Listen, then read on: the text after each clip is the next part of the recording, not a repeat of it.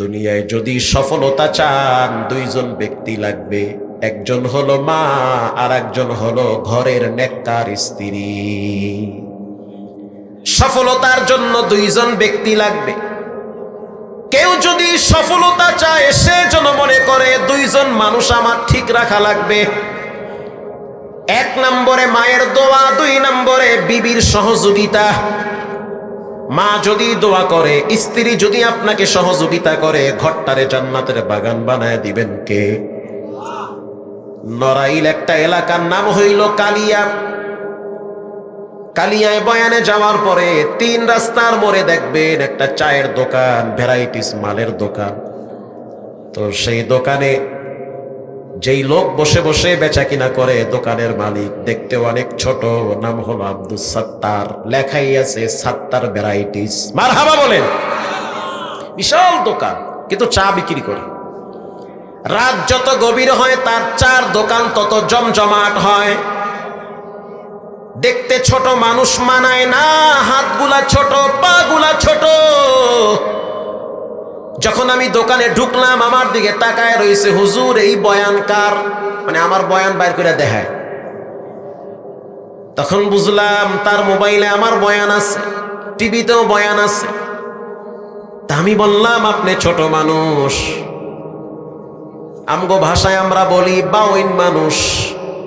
কি মানুষ? বাউইন। বানাইছে কে? আল্লাহ বানাইছে। অথচ এত বড় একটা দোকানদারি করতেছেন, কেমনে এত বড় বাজার মিলাইলেন? সে বলতে আছে, হুজুর আমার তো ভিক্ষা করার কথা, কিন্তু রব্বুল আলামিন আমাকে এমন 2টা নিয়ামত দান করছে যার কারণে আল্লাহ তাআলা আমারে লক্ষ লক্ষ টাকার মালিক বানাইছে। আমি তাকায় দেখলাম তার 2টা পা নাই। এই কথা কয় কে কোনায়? আমার পা নাই 2টা। তাকায় দেখলাম আসলেই তার পা নাই। আমি আবার তাকে প্রশ্ন করলাম, ভাই আপনার তো পা নাই, খোদার কসম দিয়া বললে কাফারা দেওয়া লাগবে না? সেই যেই জবাবটা দিল, শোনার পরে আমার দিল ঠান্ডা হয়ে গেছে। সে বলল, হুজুর কে বলেছে আমার 2টা পা নাই? হুজুর আল্লাহর দয়ায় আমার 4টা পা আছে। আল্লাহু আকবার বলেন। আমি তো পিছনে ঘুরে দেখি পা তো হ্যাঁ নাই, আবার 4টা পা করতে আইলে। সে আমাকে বলতে আছে, 2টা হলো আমার মায়ের পা, 2টা হলো আমার বউয়ের পা।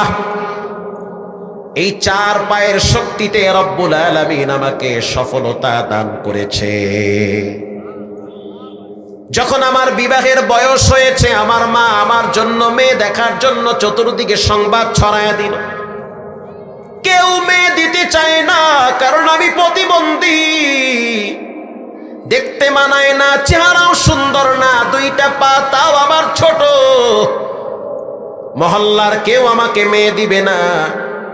কিন্তু আল্লাহ রাব্বুল আলামিন আমার জন্য তো জুরি লাইখা রাখছে। কে রাখছে? আল্লাহ রাখছে।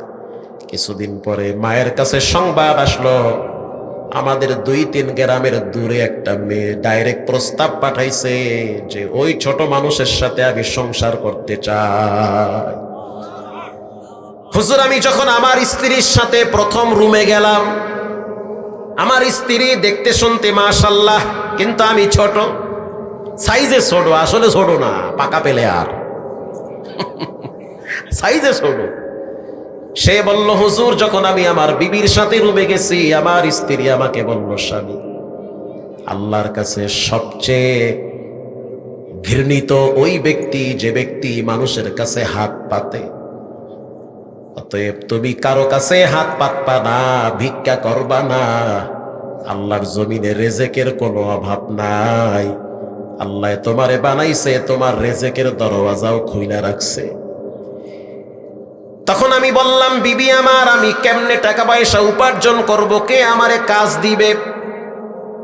এতদিন তো বাফের হোটেলে খাইছি, এখন তো বিবাহ করছি, তুমি আমার স্ত্রী, সংসার তো চালাইতে হবে। চিৎকার মেরে বলল, স্বামী আমার, সংসার চালাবার মালিক তুমি না, তোমার আল্লাহ। তুমি চেষ্টা করো। হুজুর আমার বিবি আল্লাহ এমন মিলাইছে যে নেককার স্ত্রী, কানের দুইটা দুল খুলে আমার হাতে রাইখা বলতে আছে, স্বামী বিক্রি করে ছোট্ট একটা চায়ের দোকান দাও। তোমার কাজ হলো চেষ্টা করা, তোমার রবের দায়িত্ব হলো তোমার জন্য রিজিকের রাস্তা খুলে দেওয়া। ওই দুইটা কানের দুল বিক্রি করে ছোট্ট একটা চায়ের দোকান দেওয়া শুরু করলাম। প্রত্যেক দিন আমার স্ত্রী পানি ভৈরা ভৈরা দোকানে পৌঁছায় দেয়, আর আমার মা নিজের হাতে প্রত্যেক দিন ঘরে চা বানায়, সেই চা আমি দোকানে বিক্রি করি। আমার সফলতার পিছনে দুইজন নারী, একজন হলো আমার গর্ভধারিণী মা, আর একজন হলো আমার সহধর্মিণী স্ত্রী। এই দুইজনের সাপোর্টে আর সহযোগিতায় রব্বুল আলামিন আমার 1 লক্ষ টাকার মালিক বানাইছে।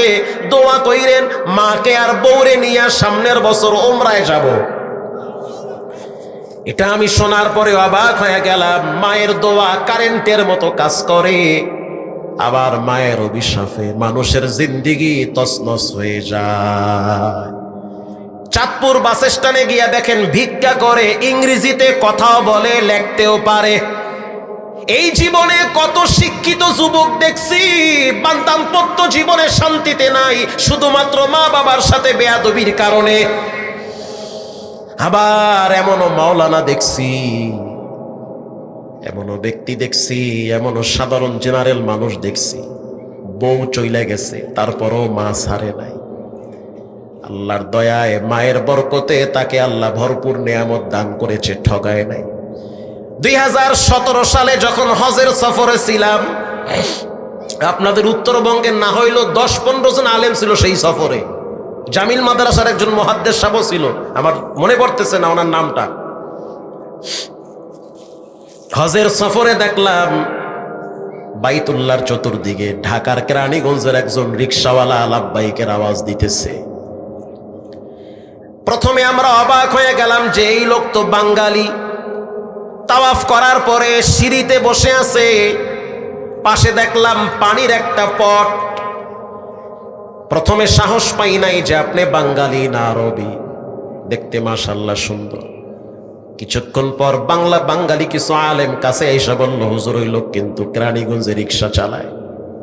কাছে গিয়া বললাম, ভাই আপনার চেহারা চিনা চিনা লাগে। সে বলল, হুজুর কেন চিনবেন না, আমার রিক্সায় তো আপনাদের মতো আলেমরাই বেশি উঠে। আমি তখন বুঝতে পারলাম সে কেরানীগঞ্জে রিক্সা চালাইতো। আমি বললাম, কেরানীগঞ্জে রিক্সা চালান আর বাইতুল্লাহ লাব্বাইকের আওয়াজ দেন, কেমনে সম্ভব? সে জবাব দিল, আমি দুর্বল কিন্তু আমার রব মোটেও দুর্বল না। আমি অবাক হয়ে তাকায় রইলাম, তার ইমানের কাছে তো আমাকে ইমান ছাতায়ও কাজে লাগবে না। আমি রিক্সাওয়ালা দুর্বল হতে পারি কিন্তু আমার রব মোটেও দুর্বল না। আমি বললাম, বুঝতে পারছি, প্রসেসিংটা কি, সিস্টেম কি, কেমনে আসলেন হজে? হুজুর আমি এখনো রিক্সা চালাই, হজ থেকে যাওয়ার পরে আবার রিক্সা চালাবো। এই হজে আসার পিছনে সবচেয়ে বড় অবদান হলো আমার মায়ের দোয়ার চোখের পানি। হুজুর আমার মা অসুস্থ, প্যারালাইজ, বিছানায় পড়ে গেছে। আমি আমার মায়ের একমাত্র সন্তান, শুধু একটাই ছেলে আমি। আমার 2টা বোন বিবাহ দিয়েছি, স্বামীর সংসারে ব্যস্ত, কিন্তু মায়ের খেদমত করার মতো কেউ নাই। আমার মা একা একা খাইতে পারে না, নিজে সুজি গরম কইরা আমি আমার মায়ের মুখে তুলে দিই। আমার মাকে আমি ঢাকায় নিয়ে আসছি চিকিৎসার জন্য। কিছুদিন পর পর গ্রাম থেকে ঢাকায় নেওয়া লাগে। চিন্তা করলাম এত টাকা পয়সা আমার খরচ করা সম্ভব না। আমি তো শিক্ষিত না যে আমার জন্য চাকরির ব্যবস্থা হবে। সিদ্ধান্ত নিছি রিক্সা চালাইয়া হালাল পয়সা উপার্জন করে আমি আমার মায়ের চিকিৎসা করব। ছোট্ট একটা রুম ভাড়া নিলাম, ছোট ছোট 2টা রুম ভাড়া নিছি। এক রুমে আমার মা থাকে, আর এক রুমে আমি আমার বউ নিয়া থাকি। প্রত্যেক দিন আমার স্ত্রী বলে, তোমার মা তো বিছানায় প্রস্রাব করে দেয়, গন্ধে থাকতে পারি না। তখন আমি আমার স্ত্রীকে বললাম, ও বিবি আমার মায়ের প্রস্রাব তোমার নাকে গন্ধ লাগে, কিন্তু আমার নাকে আমি ঘ্রাণ পাই। কারণ সে তো আমার মা, তার পায়ের নিচে রব্বুল আলামিন আমার জান্নাত আর সুখ শান্তির চাবি দিয়েছে। হুজুর, আমার স্ত্রী মানসিকভাবে আমাকে টর্চার শুরু করেছে, হয় তুমি আমারে ছাড়ো, তা না হলে তোমার মাকে ছাড়ো। আমি তখন আমার স্ত্রীকে বললাম, বিবি, আবার যেই মায়ের পেটে আমি ছিলাম কষ্ট দিয়েছি, মার রাত ঘুম হারাম করেছি, অথচ আমার মায়ের খেদমত করা আমার জন্য ফরজ। আল্লাহর ইবাদত করা যেমন ফরজ, মায়ের খেদমত করাও কি ফরজ। আল্লাহ খুশি তখন হয় যখন মা খুশি হয়। ওরে আল্লাহ বেজার তখন হয় যখন মা বাবা বেজার হয়ে যায়। আল্লাহর ঘর বাইতুল্লাহ যদি ভেঙ্গে ফেলেন, রব্বুল আলামিন ততটা কষ্ট পাবে না। যদি মায়ের মনে কষ্ট দেন, বাইতুল্লাহ ভাঙ্গার চেয়েও আল্লাহর কাছে মাকে কষ্ট দেওয়া বড় অপরাধ। হুজুর, শেষ পর্যন্ত আমার বিবি বাবার বাড়ি চলে গেল, ডিভোর্স লেটার পাঠিয়ে দিয়েছে। তখন আমি সিদ্ধান্ত নিছি কি করব, বিবি তো আমার সাথে সংসার করবে না, সে চলে গেছে। তখন আমার মা কান্দে আর কয়, সন্তান, তুমি আমারে বৃদ্ধাশ্রমে রাইখা আসো, ওই জায়গার মানুষগুলো আমারে দেখবে। আমি আমার মাকে বলছি, তোমার পায়ের নিচে তো আমার রব জান্নাতের সুগন্ধি বিছায়া রাখছে। আল্লাহর দয়ায় হুজুর আবার বিবাহ করছি। আল্লাহ পাক এমন বরকত দিয়েছে, পরের স্ত্রী বড় দিনদার, বড় নেককার। সেই বিবির পেটে 3টা সন্তান হয়েছে, 3টা সন্তানই কোরআনের হাফেজ। 3টা সন্তানই ঢাকার উল্লেখযোগ্য নামি দামি এক মাদ্রাসায় পড়ে। তাহলে চিন্তা করে দেখেন, মায়ের দোয়ায় হজও করলো, আর মায়ের দোয়ায় সন্তান 3টা মানুষও হইল। নিজের জীবনকে সুখময় করে দিয়েছেন কে? পৃথিবীর মানুষ আল্লাহর ওয়ার্ডার, আল্লাহর হক, তারপরে মা বাবার হক। কোরআনে আল্লাহ তাআলা বলেন, ওয়াকাদা রাব্বুকা আল্লা তা'বুদু ইল্লা ইয়াহু ওয়া বিল ওয়ালিদাইনি ইহসানা। আল্লাহর ইবাদতের পরে মা বাবার সাথে সদ্ব্যবহার কর। ইম্মা ইয়াবলুগান্না ইনদাকাল কিবারা আহাদুহুমা আও কিলাহুমা, 2 জনের একজন যদি পাও, আব্বারে পাইছো না হয় মায়েরে পাইছো, জান্নাত কামায়া নাও। সুখ শান্তি আর সফলতা মা বাবার কাছে আল্লাহ লিখে রেখেছে। প্রিয় ভাইয়েরা আমার, এজন্য যতদিন হায়াত পান কখনোই মা বাবার সাথে খারাপ ব্যবহার করা যাবে না। আব্বা আম্মা হলো আপনার জীবনের সবচেয়ে বড় নেয়ামত। ঢাকা শহরের একজন আলেমের নাম বললে সব আলেমরা চিনবে। যত মাদ্রাসার ছাত্র এখানে আছে, তার নাম বললে চিনবে না এমন কোন ছাত্র এখানে পাওয়া যাবে না। অথচ এক সময় তার কিছুই ছিল না। 4টা মাদ্রাসায় তিনি বুখারী পড়ায়, অনেক বড় আলেম। এখন দেখি বড় বড় পয়সাওয়ালারা তার পিছনে দাঁড়ায় থাকে, গাড়ির চাবি নিয়ে, প্রাইভেট কারের। হুজুর, আমার গাড়িটা আপনি ব্যবহার করেন। সম্মানের কোনো অভাব নাই। সে যখন রাস্তা দিয়ে চলে, তার ছাত্ররা জুতা উঠাইয়া বুকের সাথে লাগায়। আল্লাহু আকবার বলেন। অনেক বড় আলেম, অনেক নামি দামি আলেম। সরকারি দল আর বিরোধী দল নাই, জামাত আর চরমনাই, আর হেফাজত আর আওয়ামী লীগ বিএনপি নাই। অনেক মানুষ তাকে মহব্বত করে, আমার চোখ দিয়া দেখছি। পরবর্তীতে শুনতে পাইলাম তার ঘরে 20 বছর পর্যন্ত তার আব্বা প্যারালাইজ অবস্থায় বিছানায় পড়ে আছে। সে একদিন চোখের পানি ছেড়ে দর্শে বসে কান্দে আর বলে, আমার সফলতার পিছনে আমার ওই অসুস্থ বাবার দোয়া সবচেয়ে বেশি কাজে লাগছে। তোমাদের এখানে ক্লাস কইরা যখন আমি ঘরে যাই, ঘরে গিয়া দেখি আমার বিবি ঘুমায়, সন্তানরাও ঘুমায়, কিন্তু আমার আব্বা প্রস্রাব পায়খানা করে বিছানা নষ্ট করেছে। আমার দামি জামাটা খুইলা কোমরে গামছা বান্ধা আমি আমার আব্বার রুমে গিয়া বাবার প্রস্রাব পায়খানার খাতা পরিষ্কার করি। শুধু তাই না, পানি গরম কইরা বাবারে গোসল করাইয়া নতুন জামা পরাইয়া কেবলার দিকে ফিরাইয়া বসায়া রাখি। 20 বছর পর্যন্ত বাবার হাত পা লড়াইতে পারে না। একদিন আমার আব্বা জান রাগে আমার শরীরে পিছনে মাজায় একটা লাথি মারছে। ব্রেন স্ট্রোকের রোগী মাঝে মাঝে মাথায় কাজ করে না, উল্টাটা বুঝতে চায় যে সমস্ত মানুষ ব্রেন স্ট্রোক করে। আমার আব্বা যখন আমারে লাথি মারল, তখন আমি আমার আব্বার আর একটা পায়ের পাতার ভিতরে চুবা দিয়া বলতে আছি, আব্বা লাথি তুমি 10টা মারো, তারপরও তুমি আমার আব্বা। এই যে হাদিসের কিতাব পড়ি, সব বরকত তোমার কারণে আল্লাহ তাআলা দিয়েছেন। তখন আমার আব্বা আমারে বুকের সাথে জড়ায় ধইরা মাথায় হাত দিয়া বলতে আছে, আল্লাহ পৃথিবীতে যত যুগশ্রেষ্ঠ আলেম আছে তাদের কাতারে আমার এই সন্তানটারেও লেখা দাও। এজন্য যুবক ভাইয়েরা, মুরব্বী বাবারা, মানুষের অধপতনের পিছনে সবচেয়ে বড় কারণ হলো মা বাবার সাথে বেয়াদবি করা। খবরদার, কখনোই আব্বা আম্মার সাথে নাফরমানি করবেন না, জীবন ধ্বংস হয়ে যাবে।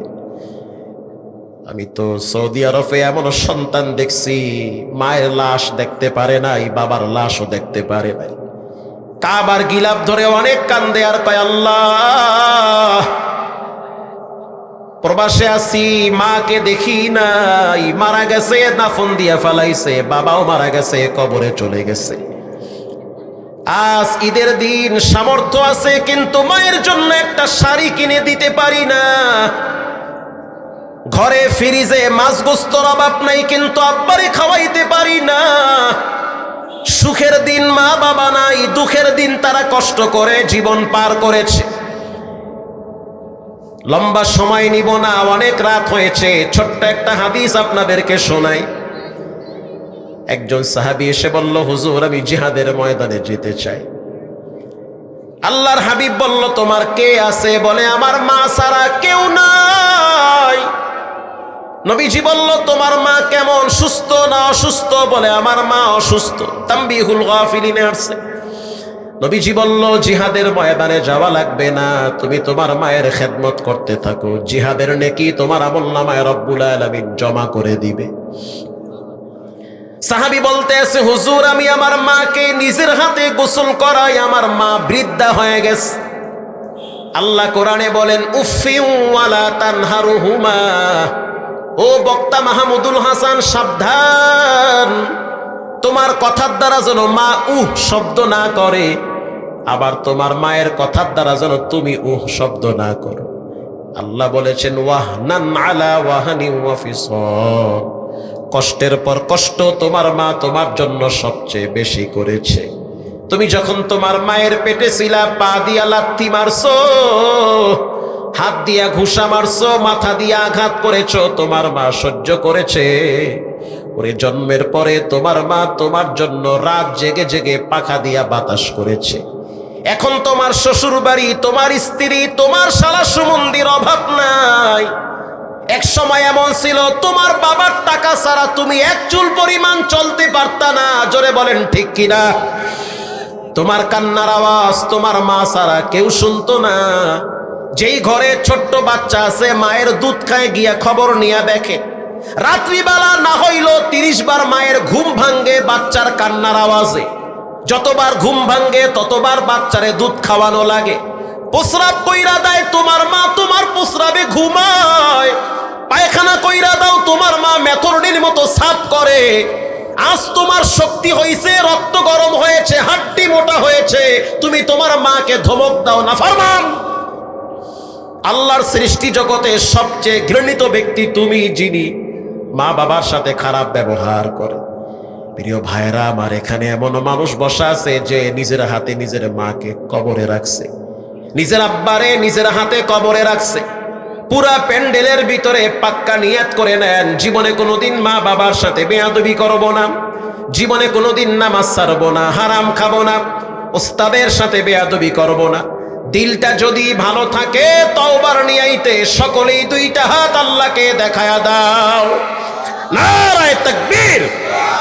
আল্লাহ হাতগুলা জীবনে কাবায় কবুল করেন, নবীজির রওজার আধারে সালাম দেওয়ার তৌফিক দেন।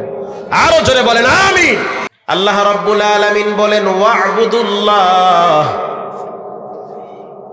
পৃথিবীর মানুষ তোমরা একজনের বন্দিগি করো, দাসত্ব করো, গোলামি করো, ইবাদত করো যিনি তোমার স্রষ্টা, যিনি তোমার রব। চিৎকার মেরে বলেন তিনি হলেন কে? এমন একজন রবের গোলামি করবে যার কোনো লয় নাই, কোনো ক্ষয় নাই। লা তাখুযুহু সিনাতুন ওয়ালা নাওম। পৃথিবীর মানুষ তোমরা এমন একজন রবের গোলামি করবে যার কোনো ঘুম নাই, কোনো তন্দ্রা নাই। তুমি ঘুমাও, তোমার রব ঘুমায় না। পৃথিবীর সব মানুষ যখন ঘুমের ভিতরে বিভোর হয় তখন রব্বুল আলামিন প্রথম আসমানে আইসা তার বান্দারে ক্ষমা করার জন্য ডাকতে থাকে। আরো জোরে বলেন, ক্ষমার জন্য ডাকে। আলামিন মুস্তাগফিরিন ফাগফির। কে এমন পাপী আছো যে গুনাহ করে করে জীবনটারে নাপাক বানাইছো? আমি রবের কাছে ক্ষমা চাও, আমি ক্ষমা করার জন্য প্রস্তুত আছি। মারহাবা বলেন। একজন সাহাবী ছোট্ট একটা পাখির বাচ্চা নিয়ে নিজের ঘরে চলে আসছে, হাদিসে আসছে। পিছনে তাকায় দেখলো পাখির বাচ্চাটার মা পিছনে পিছনে সাহাবীর ঘরে চলে আসছে। সাহাবী এবার পাখির বাচ্চাটা মাথায় নিছে, পাখির বাচ্চার মা পিছনে পিছনে মাথায় আইসা পড়ছে। সাহাবী এবার পাখির বাচ্চাটারে নিয়ে পাকের রুমে গেছে। ওই পাখির বাচ্চার মা পিছনে পিছনে পাকের রুম পর্যন্ত চলে গেছে। সাহাবী এবার চিন্তা করলো যে পাখির বাচ্চা নিয়ে নবীর দরবারে যাব। পাখির বাচ্চা নিয়ে নবীর দরবারে চলে গেল। পাখির বাচ্চার মা, ওই বাচ্চাটার মা অনেক দূরে একটা গাছের ডালে বসে আছে। সাহাবী বলল, হুজুর আমি যখন বাচ্চাটা আনলাম তখন দেখলাম তার মা পাগলের মতো হয়ে গেছে। আল্লাহর হাবিব বলল, সাহাবী শুনে নাও, ভ্রাতৃত্ব ভালোবাসা প্রত্যেকটা পশু পাখির ভিতরে দিয়েছেন কে? এই মা পাখিটা তার বাচ্চারে যেই পরিমাণ ভালোবাসে এর চেয়ে কোটি কোটি কোটি কোটি গুণ তোমার রব বান্দাদেরকে ভালোবাসে। তোমার রব বান্দাদেরকে এর চেয়ে কোটি গুণ ভালোবাসে। রমজান মাসের শেষের দিকে বাইতুল্লাহ শরীফের একজন ইমামের নাম হলো ইয়াসিদ দুসারি, যার তেলাওয়াত গোটা পৃথিবীর মানুষের কলিজায় জায়গা করে নিয়েছে। পৃথিবীর ভিতরে একটা আওয়াজ হলো সবচেয়ে মজার আওয়াজ, ওই আওয়াজটার নাম হলো কোরআনের আওয়াজ। এটা মানুষের দিল কেড়ে নেয়। ইয়াসিদ দুসারি যখন তেলাওয়াত করে তখন মনে হয় মক্কার অলিতে গলিতে কোরআনের নূর ছড়িয়ে পড়ে। ইয়াসিদ দুসারি যখন তেলাওয়াত করে তখন মনে হয় কোরআনের বাতাস মানুষের কলিজায় গিয়া লাগে। আমি তো দেখছি রমজান মাসে প্রায় 50 থেকে 60 লক্ষ মানুষ, কোনো আওয়াজ নাই, কোনো সাউন্ড নাই, চুপচাপ দাঁড়িয়ে আছে, দাঁড়ায়া দাঁড়ায়া তেলাওয়াত শুনতেছে। আর মনে হইতেছে জান্নাতের সমুদ্রে তারা হাবুডুবু খাইতেছে। ইয়াসিদ দুসারিকে সাংবাদিকরা প্রশ্ন করল, শায়েখ আপনি অল্প বয়সে কাবার ইমাম হয়েছেন, আপনি যখন রাস্তা দিয়ে হাঁটেন তখন মক্কার বাচ্চারা আপনার পায়ের ধুলাগুলা তারা বুকে লাগায়, কোরআনের বরকত মনে করে। শায়েখ আপনার জীবনে এমন কোন স্মরণীয় ঘটনা মনে পড়ে নাকি? কাবার ইমাম ইয়াসিদ দুসারি বলল যে হ্যাঁ, আমার জীবনে একটা স্মরণীয় ঘটনা মনে পড়ে। সেই ঘটনা হলো রমজান মাসের প্রথম জুমায় আমার খুতবা দেওয়ার পালা চলে আসছে। আমার নাম ঘোষণা হয়েছে যে খুতবা আমাকে দিতে হবে। অনেক ইমাম এক এক জুমায় এক একজনের নামে খুতবার ঘোষণা হয়। আমি যখন খুতবা দেওয়ার জন্য দাঁড়াইলাম বুঝতে পারলাম যে সেই দিন তাপমাত্রা অনেক বেশি ছিল। প্রচন্ড তাপের কারণে হাজী সাহেবরা দাঁড়াইতে কষ্ট পায়। প্রচন্ড রোদের তাপের কারণে মানুষগুলা তাওয়াফ করতে কষ্ট পায়। আমি যখন খুতবা দেওয়ার জন্য দাঁড়াইলাম, সিদ্ধান্ত নিলাম খুতবাটাকে শর্ট করব, লম্বা খুতবা করব না, কারণ মানুষদের জন্য কষ্ট না হয়। মারহাবা বলেন। খুতবা দেওয়ার জন্য যিনি তখন দাঁড়াইলেন তিনি নিজেই বলতেছে, আল্লাহুম্মা লাকাল হামদু কুল্লুহ ওয়া লাকাশ শুকরু কুল্লুহ, লাকাল হামদু বিল ঈমান ওয়া লাকাশ শুকরু বিল কুরআন। আমি খুতবা দিলাম, খুতবা শেষ করলাম। জুমার সালাতের জন্য যখন আমি কাবার সামনে দাঁড়াইছি, আমি সিদ্ধান্ত নিলাম প্রথম রাকাতে সূরা হাশরের শেষ কয়েকটা আয়াত তেলাওয়াত করব। হুয়াল্লাহুল্লাযী লা ইলাহা ইল্লা হু আলিমুল গায়বি ওয়াশ শাহাদাতি হুয়ার রাহমানুর রাহিম।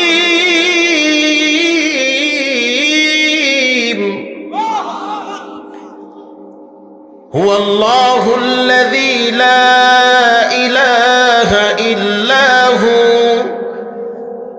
আল মালিকুল কুদ্দুসুস সালামুল মুমিনুল মুহাইমিনুল আজিজুল জব্বার, আজিজুল জব্বারুল মুতাকাব্বির, সুবহানাল্লাহি আম্মা ইউশরিকুন।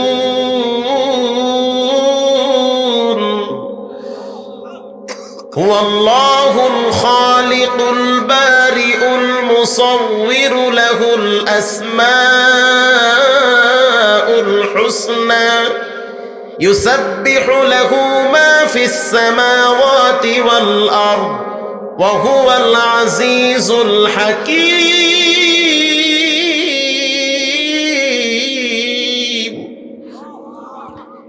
ইয়াসির দুসারি বলেন, প্রথম রাকাতে তেলাওয়াত করলাম সূরা হাশরের শেষ আয়াতগুলো।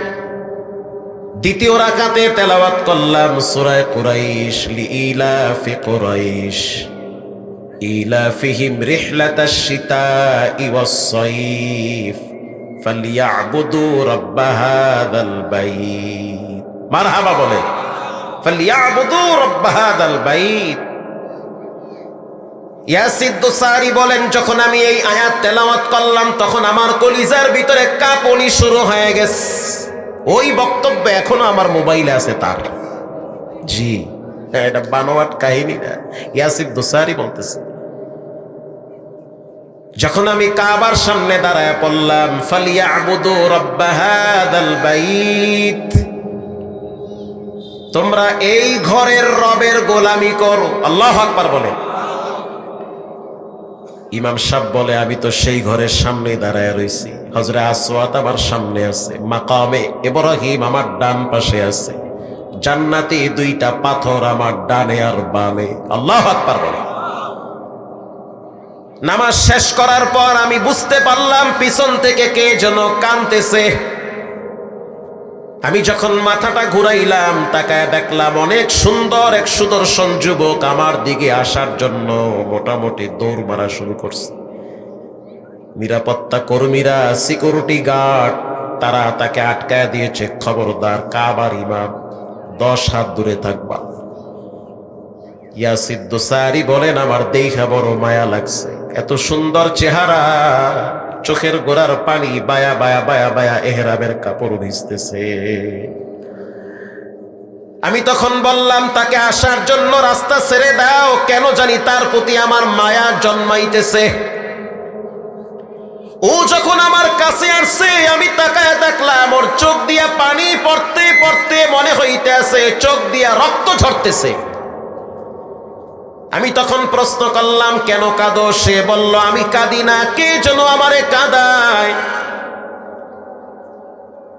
হুজুর, আমার বাড়ি তো ইউরোপে, আমার বাড়ি হলো আমেরিকায়, আমার মা একজন মুসলিম, আমার বাবা খ্রিস্টান।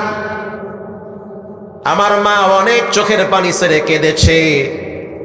রমজান মাসের আগে আমার মা বারবার আমাকে বলেছে, সন্তান, মদের আড্ডাখানায় থাকা যাবে না।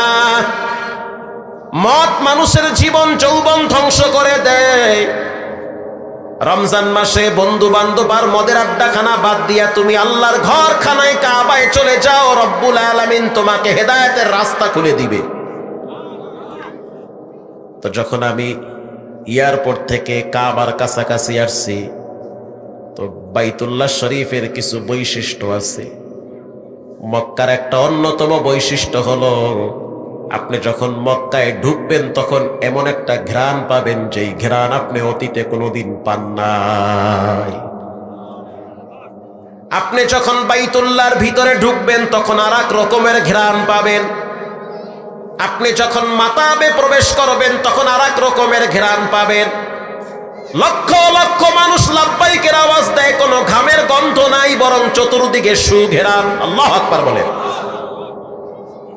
পৃথিবীর অন্য কোথাও এই দৃশ্য পাবেন না।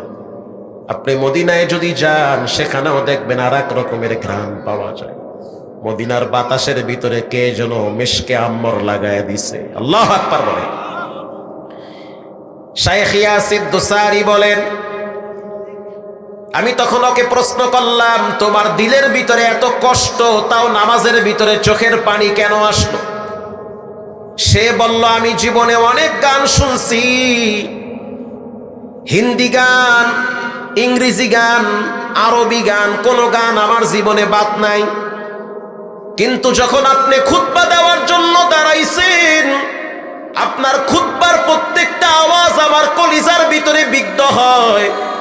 আপনি যখন নামাজে দাঁড়াইয়া কোরআন তেলাওয়াত শুরু করছেন, তখন কে যেন আমার কলিজার ভিতরে বাতাস দিয়া ঠান্ডা বানায়।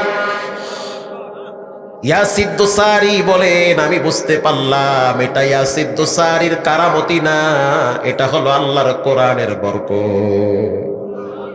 আরো জোরে বলেন সুবহানাল্লাহ। প্রিয় ভাইরা আমার, এজন্য রব্বুল আলামিন বলেন, ওয়া'বুদুল্লাহ, তোমরা একজনের ইবাদত করো যার কোনো লয় নাই, কোনো ক্ষয় নাই। আল্লাহ বলেন, আলাম তারা আন্নাল্লাহা ইউসাব্বিহু লাহু মান ফিস সামাওয়াতি ওয়াল আরদ ওয়াত-তায়রু সাফফাত কুল্লুন ক্বাদ আলিমা সালাতাহু ওয়া তাসবিহাহু। রব্বুল আলামিন বলেন, তোমরা যেই পাখি দেখতে পাও, পাখি শূন্যে উড়তেছে পাখা বিস্তার করে, আর পাখিটা ঠোঁট নাড়ায় নাড়ায় একজনের জিকির করে, প্রশংসা করে, তিনি হলেন কে? আরে বেটা, পাখিটাও তো আল্লাহর ডাকে। আর তুমি জুমার দিনও দেখি মসজিদের সামনে দিয়া বিড়ি টানতে টানতে যাও, অনেক তীব্র মানুষ যদি নামে ধাক্কায়া 1.5 মাইল দূরে লয়া যায়। কিন্তু আশ্চর্য বিষয় হলো, একই নদী, পানি প্রবাহমান, অথচ এক পাশের পানি মিষ্টি আর এক পাশের পানি লবণ। অবাক হয়ে যাবেন, আশ্চর্য আপনি বোধ করবেন, আপনার চোখ কপালে উঠে যাবে। কেমনে সম্ভব?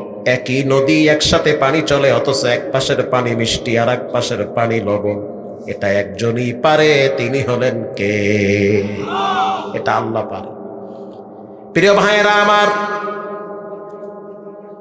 ঢাকার একটা এলাকার নাম হলো খিলগাঁও। কি গাঁও? খিলগাঁও। সেখানে একটা ফ্লাইওভার আছে।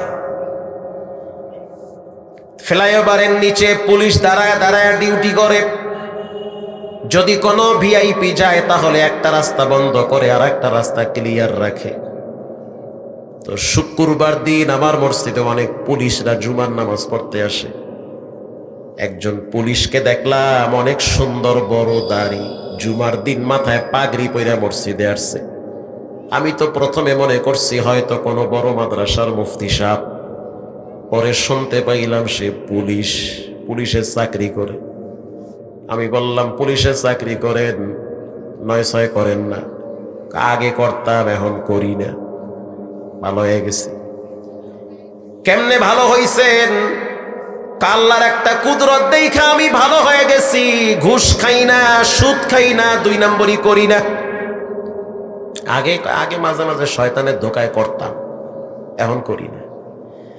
দাঁড়ায় দাঁড়ায় ডিউটি করতেছিলাম, ফ্লাইওভারের সাথে দেখবেন বড় বড় 5 তলা 7 তলা বড় বড় বিল্ডিং আছে ফ্লাইওভারের পাশে, একেবারে ফ্লাইওভারে ঘেঁষে বড় বড় বিল্ডিং, পুরান বিল্ডিং আছে বেশিরভাগ। কমলাপুরের দিকে যে ফ্লাইওভারটা গেছে ওটার আশেপাশে সব পুরান বিল্ডিং, মানে ধাক্কা দিলে লড়বে এই বিল্ডিং। পুলিশ অফিসার বলতে আছে আমি দাঁড়ায় আছি, ইন দি মিন টাইমে বুঝতে পারলাম কে যেন একটা বস্তা ফালাইছে। আমি পিছনের দিকে তাকায় দেখলাম একটা 7 বছরের বাচ্চা বাড়ির ছাদ থেকে নিচে পড়ে গেছে। আমি অবাক হয়ে গেলাম, ওই 5-6 তলার উপর থেকে নিচে যদি কোনো বাচ্চা পড়ে সে তো মারা যাওয়ার কথা। আমরা দৌড়ায় কাছে গিয়া দেখতেছি মরে নাই, সে আবার দাঁড়ায় হাঁটা শুরু করছে। কাদেরে কুদরত দারি বরকামাল আনতা রব্বি আনতা হাসবি জুল জালাল। যেটা কেউ পারে না সেটা পারেন একজন, তিনি হলেন কে? হুজুর আমি বাচ্চাটারে নিয়ে মুগদা মেডিকেলে গেছি, ডাক্তার বলতে আছে কিচ্ছু লাগবে না, সন্তানটার একটা পশমও নষ্ট হয় নাই।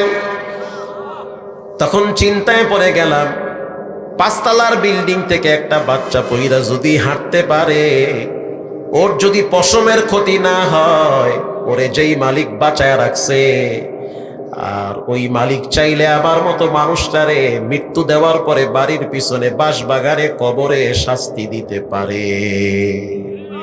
পারে কি পারে না? এই ডরে সব 2 নম্বরই ছেড়ে দিছি।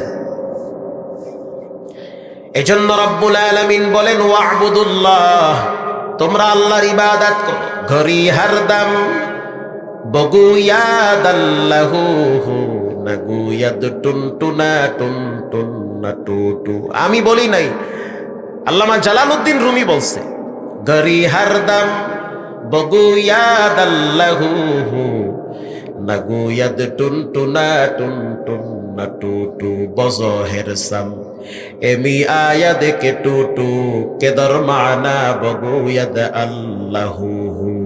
আল্লাহু আকবার জোরে বলেন। আল্লামা জালালউদ্দিন রুমি বলেন, পৃথিবীর মানুষ তোমরা যেই ঘড়ি দেখতেছো, ঘড়িটা টিকটিক করে আওয়াজ দেয়, ওই ঘড়িটা টিকটিক করে আওয়াজ দেয় না, বরং টিকটিক করে রবের নামের জিকির করে। দলিল সে দলিল দিছে, ওয়া ইম মিন শাইইন ইল্লা ইউসাব্বিহু বিহামদিহি ওয়ালাকিন লা তাফকাহুনা তাসবিহাহুম। আল্লাহ বলেন পৃথিবীর প্রত্যেকটা বস্তু আমি আল্লাহর প্রশংসা করে। তার মানে যেই মাটিতে বসে আছেন, মাটিও একজনের প্রশংসা করে। জোরে বলেন তিনি হলেন কে? আপনার ডানে বামে যেই বাঁশগুলো দাঁড়িয়ে আছে, প্রাণহীন বাঁশ, রব বলেন সেটাও আমি আল্লাহর জিকির করে। বান্দা, পৃথিবীতে যত পশু প্রাণী দেখতে পাও সবাই কিন্তু আমি মালিকের প্রশংসা করে। আমি বলি নাই। হাইওয়াতুন হাইওয়ান কিতাব খুলে দেখেন, জীব জানোয়ারের চরিত্র সম্পর্কে কিতাবে লেখা আছে। বাঘ আল্লাহর একটা সৃষ্টি প্রাণী। বলেন বাঘ কার সৃষ্টি? বাঘ প্রতিদিন আল্লাহর কাছে বলে, আল্লাহ আমার মেজাজটা গরম আপনি ভালো করে জানেন, আমার রাগ বেশি তাও জানেন, আমি মরা মানুষ খাই না বরং জেতা মানুষ খাই। রব্বুল আলামিন আমার মেজাজ এত গরম থাকে এটা আপনি ভালো করে জানেন, বানাইছেন তো আল্লাহ আপনি। রব্বুল আলামিন যখন আমার সামনে কোনো মুমিন মুত্তাকিন পরেজগার তাকওয়াওয়ালা মানুষ পড়বে, তখন আপনি কুদরতি ভাবে আমার মেজাজটারে ঠান্ডা বানায় দিয়ে, কারণ আমি জানি বেয়াদব আল্লাহর রহমত থেকে অনেক দূরে। আল্লাহু আকবার বলেন। লিকুল্লি শাইইন জিনাতুন ফিল ওয়ারা ওয়া জিনাতুল মারজতামামিল আদাবি আদো খোদা খা হিমে তৌফিকে আদব বেআদব মাহরুমে গাশাজ ফজলে র। বেয়াদব যারা, যে সমস্ত যুবকরা বেয়াদব, উশৃঙ্খল, বেশর্মা, বেলাজা, এরা তো নিজেরা ভালো থাকতে পারে না, আরেকজনকেও ভালো থাকতে দেয় না। হাজারো মানুষের অভিশাপ নিয়ে জীবন চালায়। আসতে বলবেন না, জোরে বলেন। প্রিয় ভাইয়েরা আমার, এজন্য রব্বুল আলামিন বলেন সবার স্রষ্টা আমি আল্লাহ, আমার ইবাদত করো। পৃথিবীর সব প্রাণী আমি আল্লাহ তোমার গোলামির জন্য বানাইছি। একটা গরুর দিকে তাকায় দেখো, তাহলে তুমি তোমার রবের পরিচয় পাবা। গরু যদি চায় তার মালিকের শিং দিয়া গুতা দিয়া একদিনে জায়গায় ডেট বানায় ফেলাইতে পারে, কিন্তু গরুর কান্দে জোয়াল দিয়া প্রত্যেক দিন ক্ষেতের ভিতরে কাজ করান, গরু একদিনও আপনারে লাথি মারে না। গরুর ওলান থেকে 3 কেজি 4 কেজি দুধ নামান, অথচ গরুর বাচ্চাটারে দুধ খাইতে দেন না। রাত্রিবেলা গরুর বাচ্চারে 10 ডিফারেন্সে বাইন্দা রাখেন, যেন গরুর ওলান থেকে মুখ দিয়া দুধ খাইতে না পারে। রাত্রিবেলা গরুর বাচ্চাটার মুখ খুলে যায়, চিৎকার মেরে বলে মা আমার কলিজা শুকায় গেছে, দুধ দাও। তখন মা গরু ডাক দিয়া বলে বাচ্চা সবুর কর, ধৈর্য ধর। আল্লাহ রাব্বুল আলামিন আমাদেরকে বনি আদমের খেদমতের জন্য বানাইছে। বনি আদম খাবে, দুধ দহন করবে, তারপরে যতটুকুন থাকবে বাচ্চা তুমি খায়া তোমার জীবন চালাবা। ও মালিক, তুমি রাত্রিবেলা মশারি টানাইয়া ঘুমাও, কত বড় নিমক হারাম তুমি। তোমার গরুটা তোমার সাথে 2 নম্বরই করলো না, অথচ তুমি তোমার রবের সাথে 2 নম্বরই করলা। সকালবেলা তুমি উযু করলা না, মসজিদেও গেলা না, রবকে সিজদা দিলা না। বাচ্চাটারে দুধ না খাওয়াইয়া ওলান থেকে 3 কেজি দুধ দহন করা হয়। এরপরে বাচ্চাটারে ছাইরা দাও, বাচ্চাটা মায়ের ওলানে মুখ দিয়া দেখে কোনো দুধ নাই, তখন মাথা দিয়া বাড়ি মাইরা মাইরা দুধ নামায়। দেখবেন মাঝে মাঝে মা গরুর চোখের পানি বায়া বায়া পইরা যায়। আমি বলি নাই, ইমাম গাজ্জালী রহমাতুল্লাহি আলাইহি বলেন উযু ছাড়া নামাজ ছাড়া সকালবেলা যেই গরুটার ওলান থেকে দুধ নামাইলা, ওই গরুটা বিচারের ময়দানে বলবে মালিক, যারে তুমি আমার গোলাম বানাইছো সে তো তোমার গোলাম, তোমার গোলামি করলো না, আমি আমার দুধের দাবিও ছাড়বো না। পৃথিবীর সব বস্তুকে একজনের গোলাম বানিয়েছেন, চিৎকার মেরে বলেন তিনি হলেন কে? একটা কুকুরের দিকে যদি তাকান যুবক, তাহলে তুমি তোমার মালিকের পরিচয় পায়া যাবা। বর্তমান সময়ে মদ, গাঁজা, হিরোইনের চেয়েও ভয়ঙ্কর নেশার নাম হলো মোবাইলের নেশা। ঘরে ঘরে অশান্তি লেগে আছে, পরকিয়া বেড়ে গিয়েছে মোবাইলের নেশায়। টিকটক, পাবজি, ফ্রি ফায়ারের কারণে কত মায়ের জীবন চলে গেল তার কোনো হিসাব নাই। গত 3 দিন আগেও দেখলাম রেল লাইনে দাঁড়ায় দাঁড়ায় টিকটক বানাইতেছে। কথা কন্যা কা ট্রেন আইসা মুসাফা করছে। ট্রেন আইসা বলতে আছে দোস্ত আসো, অনেকদিন মুসাফাও হয় না, কোলাকুলিও করছে ট্রেন। টিকটক বানাইতে বাড়ির ছাদে গেছে। ওরে কপাল পোড়া, শয়তান কামড় দিলে যা করার তাই করে। আমগো বরিশাল্লা ভাষায় কয় যার কোনো কাম নাই হে করে আকাম। কি কথা বুঝেন নাই? কোনো কাম নাই তো, না আছে লেখাপড়া, না আছে মা বাবার কাজ, না আছে নিজের কাজ, আছে খালি ছাদে খাড়াইয়া নাচবে আর হেটা ভিডিও কইটা ছাড়বে, আর কেডা কয়টা লাইক আর কমেন্ট দিছে এই অপেক্ষায় থাকবে। টিকটক বানাইতে বাড়ির ছাদে গিয়া কারেন্টের তার ধইরা নাচা শুরু করছে। কারেন্ট চিন্তা করলো তুই নাচবি কি, তোর বাড়ির ছাদ উদ্যা নাচাইতে আসি। তো নাচতে নাচতে নাচতে নাচতে শরীরে আগুন ধইরা গেছে। এজন্য সাবধান, এই মোবাইলের কারণে কত সন্তান নিজের মা বাবারে জবাই করছে। শরীয়তপুরে বয়ানে গেলাম, গিয়া শুনলাম সন্তান বাবারে কুড়াল দিয়া মারছে শুধু মোবাইলের কারণে। কুষ্টিয়ায় বয়ানে গেলাম, একই ঘটনা, মেয়ে তার মাকে বালিশ চাপা দিয়া মারছে মোবাইলের কারণে। ভোলায় বয়ানে গেছি, একজন আলেম তার সন্তান জালেম হইছে, বাপ একজন মুহাদ্দিস সাহেব, অথচ সন্তানকে বাধা দিয়েছে মোবাইল চালায়ও না। মোবাইল চালাও, তারপরও নিয়ন্ত্রণে থাকবা, খবরদার অপব্যবহার করা যাবে না। ছেলেটা ক্লাস 9-এ পড়ে, 24 ঘন্টা মোবাইল নিয়ে হাবুডুবু খায়।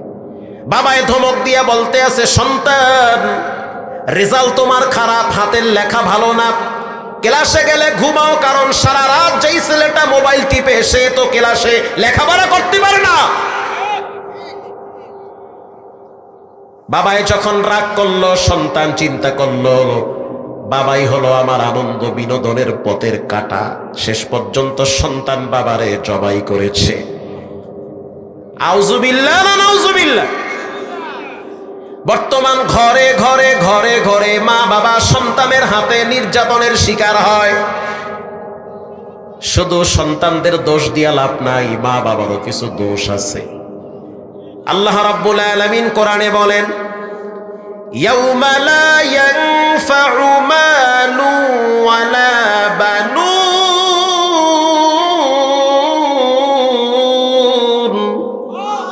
আরে মিয়া, গলা ছাইড়া দিয়া ফাড়ায় জোরে কোন আল্লাহু আকবার। ইল্লা মান আতাল্লাহা বিকলবিন সালিম। আল্লাহ বলেন, মাল কাজে আসবে না, সন্তান কাজে আসবে না। আই হাই, কয় কি, এত পয়সা কামাই করি সম্পদ বোঝে কাজে আসবে না? সন্তানরে এত কষ্ট করে লালন পালন করে বড় বানাইছি, সন্তানও কাজে আসবে না। আল্লাহ রাব্বুল আলামিন বলেন, কলবে সালিম, একমাত্র পবিত্র আত্মা কাজে আসবে, যার অন্তরে হিংসা নাই, কোনো অহংকার নাই। এমন আত্মাগুলা ডেকে ডেকে বেছে বেছে জান্নাতের দরওয়াজায় তুলে দিবেন কে? এবার আসেন মূল আলোচনায়। আল্লাহ রাব্বুল আলামিন বলেন, তোমরা একজনের গোলামি করবা, তবে শিরিক মুক্ত গোলামি করা লাগবে। লা রাজ্জাকা ইল্লাল্লাহ। দোকান আমারে খাওয়ায় না, ব্যবসা আমারে খাওয়ায় না, জমিন আমারে খাওয়ায় না। আওয়াজ দিয়ে বলেন, খাওয়ায় কে? বৃষ্টি আসতে পারে, আসবে আসবে বলা যাবে না, বলতে হবে আসতে পারে। শিরিক মানুষের পয়েন্টে পয়েন্টে, জয়েন্টে জয়েন্টে ঢুকে যায়। আকাশ মেঘাচ্ছন্ন হইছে, আপনি কেমনে জানলেন যে বৃষ্টি আসবে? জিবরাইলকে আপনারে মেসেজ করছে যে বৃষ্টি আসতে আছে, তুমি বইলা দাও। এমনও তো হয়, এক জায়গায় মেঘ করে বৃষ্টি হয়, আর এক জায়গায়, ঠিক কিনা বলে? আল্লাহ রাব্বুল আলামিন বলেন, শিরিক মুক্ত ইবাদত। 2 নম্বরে, ওয়াবিল ওয়ালিদাইনি ইহসানা। আল্লাহর ইবাদতের পরেই হবে মা বাবার সাথে ভালো ব্যবহার। এই সমাজের অধিকাংশ যুবকরা মা বাবার অভিশাপ নিয়ে জীবন চালায়। আবার বলি, 5 বার বলবো, এই সমাজের অধিকাংশ ছেলে মেয়েরা মা বাবার অভিশাপ নিয়ে জীবন চালায়। মা বাবার বরদোয়া নিয়ে জীবন চালানো মানি জাহান্নামের রাস্তা দিয়ে হাঁটা। কোন সন্তানের উপরে যদি মা বাবার বরদোয়া থাকে, খোদার কসম সেই সন্তান কোনোদিন সফলতা পায় না। আলহামদুলিল্লাহি রাব্বিল আলামিন, লা ইলাহা ইল্লাল্লাহু ওয়াহদাহু লা শারীকা লাহ, লাহুল মুলকু ওয়া লাহুল হামদু ইহয়ী ওয়া ইউমীত ওয়া হুয়া আলা কুল্লি শাইইন কাদির।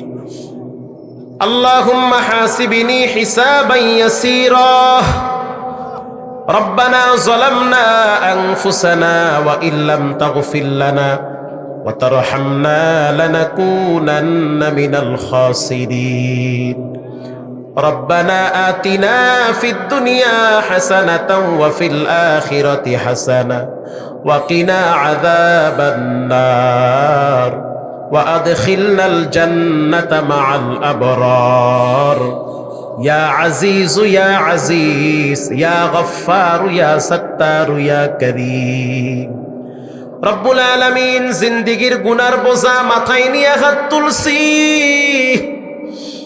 রাতেও গুনাহ করেছি, দিনেও গুনাহ করেছি। গুনাহ করে করে করে করে জীবনটারে নাপাক বানায় ফেলাইছি। গুনাহ মাখা 2টা হাত নিয়ে আপনার দরবারে ফকিরের মতো উত্তোলন করেছি। চোখ দিয়া জীবনে অনেক খারাপ দৃশ্য দেখেছি, চোখ তো নাপাক হয়ে গেছে। জিহ্বা দিয়া মিথ্যা বলে বলে জিহ্বাটারে নাপাক বানাইছি। পা দিয়া খারাপ জায়গায় হাইটা গিয়া পাটারেও নাপাক বানায় ফেলাইছি। আয় আল্লাহ, জানি না কার না জানি দোকানে কাপড়ের কাপন চলে আসছে, জানি না কার না জানি মসজিদের পালকিটা রেডি হয়ে গেছে। হঠাৎ হঠাৎ মানুষ দুনিয়ার থেকে বিদায় হয়, জানি না কার মৃত্যু কোথায় কখন রাখছেন রে মালিক। যেদিন মরণ দিবেন পরিপূর্ণ মুসলমান না বানায়া মরণ দিয়েন না, মুসলমান না বানায়া সাদা কাপড় শরীরে পরাইয়েন না, মুসলমান না বানাইয়া পালকিতে উঠাইয়েন না রে আল্লাহ। পরিপূর্ণ ইমানদার না বানায়া ওই ভাঙ্গা ছোট্ট দুর্বল ঘরটায় শোয়াইয়েন না। রব্বুল আলামিন, জীবনে অনেক গুনাহ করছি, কিভাবে কবরে থাকবো না জানি কি শাস্তি হয়, বড় ভয় লাগে। রব্বুল আলামিন, এমন একটা দিন আমাদের জীবনে আসবে, সেদিন সবচেয়ে বেশি অসহায় হয়ে যাব, যেদিন আমাদের চোখ বন্ধ হয়ে যাবে রে যুবক। চিন্তা করে দেখো, সেই দিন বেশি দূরে না। যেদিন চোখ বন্ধ হয়ে যাবে, তোমার বন্ধু বান্ধব সবাই বলবে মৃত মানুষের পাশে বেশিক্ষণ থাকা যাবে না। সন্তানগুলা বলবে আব্বা মারা গেছে, তাড়াতাড়ি বাবারে ঘর থেকে নিচে রাইখা দাও। স্ত্রী বলবে মৃত স্বামীর সাথে থাকবো না। মা বাবা বলবে আমার সন্তানের লাশ বুঝি পইচা যায়, তাড়াতাড়ি জানাজা পড়াও। বন্ধু বান্ধব বলবে তাড়াতাড়ি লাশটারে কবরে শোয়া দাও। ইমাম সাহেব এলান করবে, ও নওগাঁর মানুষ, অমুক ব্যক্তি দুনিয়ায় নাই, সকাল 10টায় জানাজা হয়ে যাবে। শরীর থেকে দামি পোশাকগুলা খুইলা তক্তার উপরে শোয়াইয়া গরম পানি দিয়া গোসল করায়া জনমের বিদায়ের জন্য প্রস্তুতি নেওয়া হবে। নাকের ভিতরে তুলা দিয়া, মহিলা হইলে 5টা কাপড়, পুরুষ হইলে 3টা কাপড়ে পেঁচাইয়া, এরপরে আতর গোলাপ লাগায়া পালকির উপরে শোয়ায়া চেহারাটারে খুইলা রাখবে। তোমার চেহারাটা আর এক দিকে ফিরে থাকবে, মানুষ তোমার চেহারার দিকে তাকাবে আর কাঁদবে। তুমি এখন একটু চোখ বন্ধ করে চিন্তা করে দেখো, তোমার লাশ তোমার বাড়ির সামনে শোয়ায়া রাখছে। তোমার ঘরের তোমার মা কান্দে আর কয় আল্লাহ, সন্তানটারে না নিয়ে আমারে নিলেও তো হইতো। তোমার সন্তানগুলা বলবে আল্লাহ, তুমি আমারে এতিম বানাইছো। তোমার স্ত্রী বলবে আমি তো বিধবা হয়ে গেছি, বাচ্চা বেরকে নিয়ে কেমনে থাকবো। এরপরে তোমার লাশের খাটিলা ঘাড়ে নিয়া মানুষ কবরের দিকে গিয়া কবরে লাশ রাখবে। তোমার চেহারা কেবলার দিকে ফিরায় রাখবে রে বাবা। যুবক বাবারা, এতদিন তোমার চেহারা কেবলার দিকে ফিরে নাই, মরার পরে কেবলার দিকে ফিরায় লাভ হবে কি রে ভাই? মরার আগে চেহারাটা পশ্চিম দিকে ফিরাও, প্রতিদিন 5 বেলা পশ্চিম দিকে ফিরাবা। হঠাৎ যদি মারা যাও তাহলে তোমার চেহারা তো কেবলার দিকে ফিরায় রাখবে। রব্বুল আলামিন ওই কবরে নেওয়ার আগে পরিপূর্ণ গুনাহ মুক্ত করে কবরে ডাক দিয়ে রব্বুল আলামিন এই দোয়া শেষ হয়ে যাবে, সবাই যার যার মতো বাড়ি চলে যাবে। এমনও মানুষ আছে ঘরে গিয়া দেখবে মা ঘুমায় নাই, বাবা ঘুমায় নাই। আবার এমনও মানুষ আছে ঘরে গিয়া দেখবে মায়ের বিছানা খালি পড়ে আছে, আব্বার বিছানা খালি পড়ে আছে। কবর থেকে মা হয়তো ডেকে বলে, সন্তান 5টা কাপড় পেঁচায়া কবরে ফালায়া রাখলি, আমি মা তোমার জন্য কতই না কষ্ট করছি। রাত নাই দিন নাই 24 ঘন্টা তোমার টেনশনে আমার ঘুম হয় নাই। তুমি যখন স্কুলে যাইতা তোমার অপেক্ষায় আমি গাছের কিনারায় দাঁড়ায় থাকতাম, কখন আমার খোকা ঘরে আসবে। রাত্রিবেলা কারেন্ট যখন চলে যেত তোমার মা পাখা দিয়া তোমারে বাতাস দিত।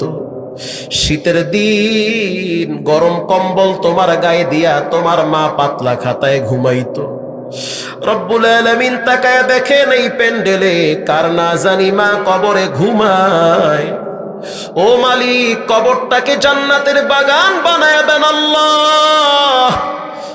কবরের মাটি প্রশস্ত করে দেন, কবরে শাস্তি দিয়েন না রে আল্লাহ।